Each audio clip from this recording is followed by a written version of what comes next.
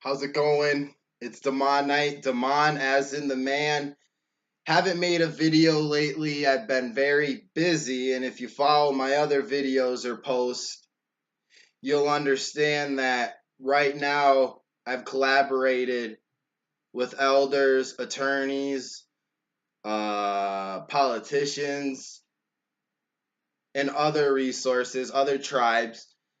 We are working on land recovery. We are looking to provide the homeless Sioux land for their family and families to come.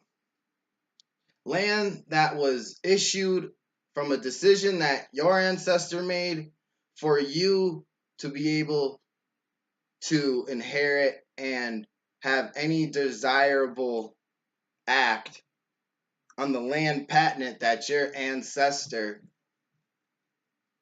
was given because of our grandfather's efforts fighting along the British, making this United States country of what it is today.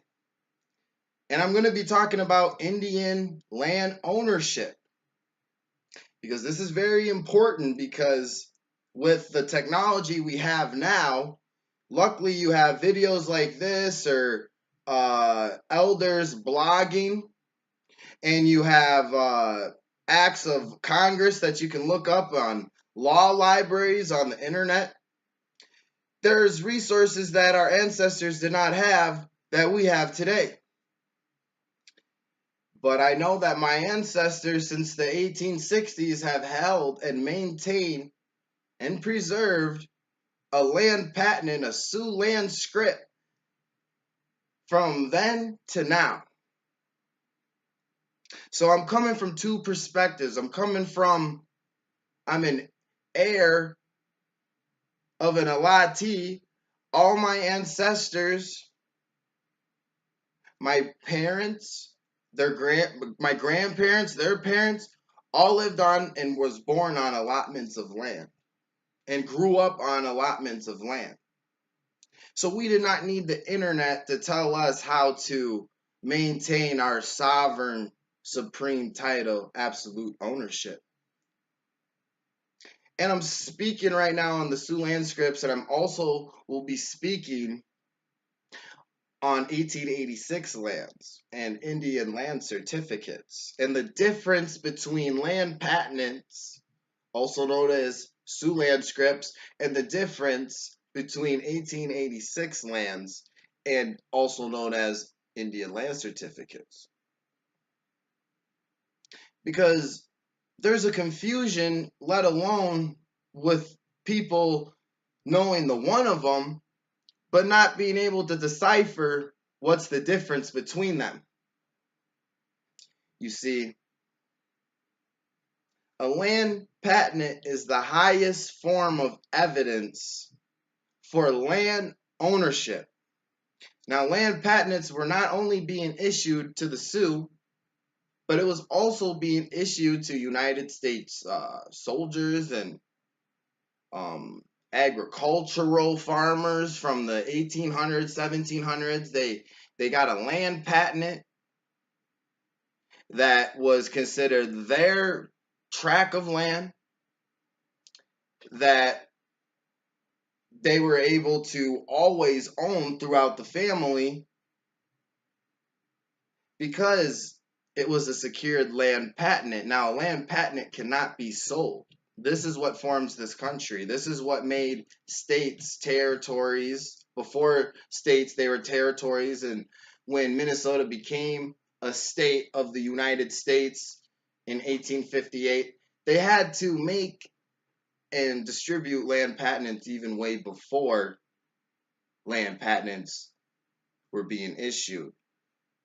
So with that being said, 1886 lands were being issued in the 1880s. So even, before that, land patents were being issued to multiple groups of people, even black people. And with land patents, you could never sell them. They were always unsellable lands. But what happened with the Indians is that with land patents with the Sioux in Minnesota, not all of the people that were assigned that land lived on them. So eventually the land was still owned forever because the Indian land, my apologies, the Sioux land script, it says assigned to so and so, I'm from the Moran family, and her or his heirs forever. So that's a difference, is that, with the Indian land certificate, it says their name and their heirs are entitled to immediate possession. So, possession as in how? Probating. But a lot of 1886 people, when their ancestor died, their grandparent died, they never probated for the land. So they're still considered squatters. I mean, if you were to look at the Indian land certificate, that land is owned by the United States government. That is the United States land, and they had appropriations from all the way from 1884 all the way into 1889, money taken from the treaties that were voided because of the Dakota War, because those lands were assigned to the loyal Metawakan who saved white settlers and who did not participate in the Dakota Uprising War. But with that being said, if Congress purchased land for the use and the benefit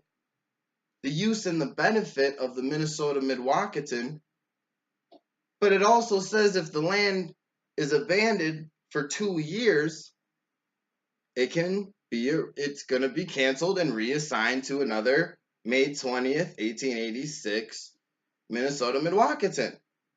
So if you have a vehicle, I mean, all of us have cars, I mean, or if you're tagging along with a family member or a friend, you'll notice that they have a title to their car.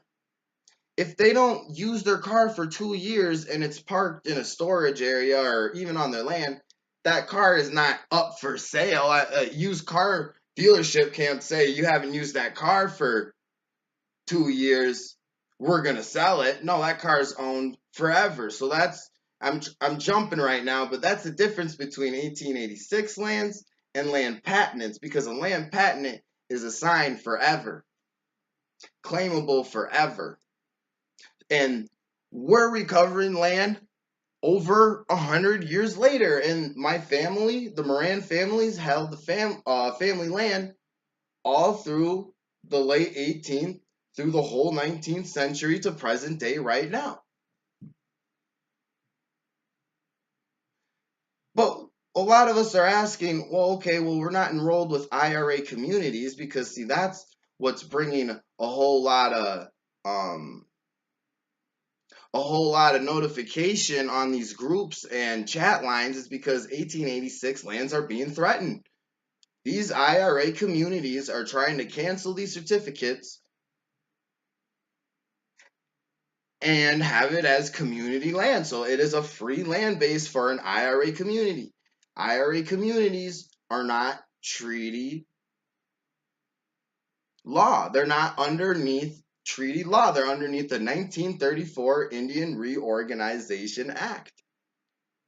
And we have these communities that were organizing in the 30s and the late 60s, a group of people who signed a constitution that was explained to them by the BIA. A BIA agent came out to these 1886 lands, and other Indians that didn't even have 1886 lands, they all got in a group, and a BIA agent came and told them the bylaws and the rules and the laws and the Constitution and the government structure, format, chair, vice chair, secretary of treasurer, general counsel, different programs.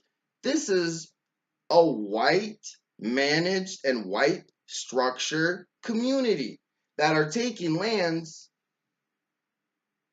from treaty Indians for their use and benefit for housing, business.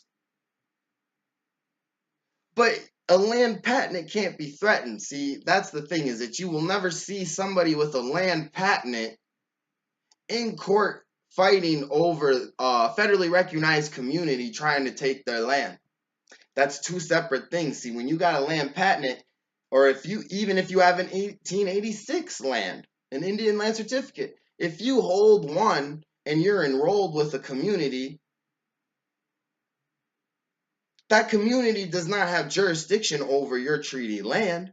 How could something have jurisdiction and power, something organized in the 1930s and the late 60s? How can that have jurisdiction over a Congress decision made from 1884 all the way into 1889?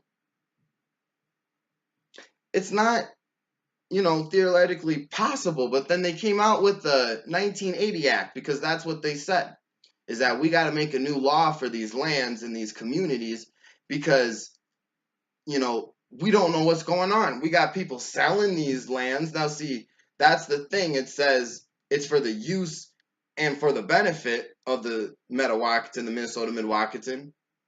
But that is not a title. Even if you go to a recording office and record your title in that county where that 1886 land lays, that's not your land. If you abandon it, we already went over this. So, we got court cases because people are enrolling, and then they have their 1886 land near, because you see 1886 lands are the foundation of Lower Sioux, Prairie Island, and Shakopee, Midwakanton. If there was no 1886 lands, there would be no casinos. So anybody can understand that if you have 1886 lands, you're separated from the IRA government. Because why is that? Well, you have other community members. Now, throughout history, people did not want to be Indian for the racism, harassment, or it wasn't any beneficial reason for being Indian to them. They married into white society, black society, other nationalities. And now with the casino boom in the 1980s, the late 1980s, now you see people trying to come enroll and have ancestral background on pipestone census rolls. All you got to do is be on the 1929 pipestone record roll, and that's an eligible voting participant to become a community member. I'll say that again. You can get voted on into membership of one of these communities. You are membership by blood. You're not membership by a group of people who raises their hands up. And now that we have economic success, that's cutting in the pie. Because 1886 lands, not everybody had them. So you got people who never had allotments, or did have allotments, went into white Western society norms, and then come back to the allotments. We've seen that. But now that there's money involved, they've been able to make a treasury large enough to hire lawyers to represent them or understand their law, because our people don't read. We don't understand our law. So now, with the money that was financed with these IRA communities, now they're trying to take jurisdiction over the 1886 lands, because they understand the difference of the land ownership. But going to land patent, it's a land patent. That's a supreme title ownership. That is sovereignty. When you're on that land, you are recognized as a different country. So it's Demonite here, Demonite and the Man. I'm going to be out. Go ahead, like, share, and subscribe to the video. Thanks for watching. May 17th, May 18th, we're going to be meeting Shakopee to discuss this more. and bring ideas to the table. Thanks for watching.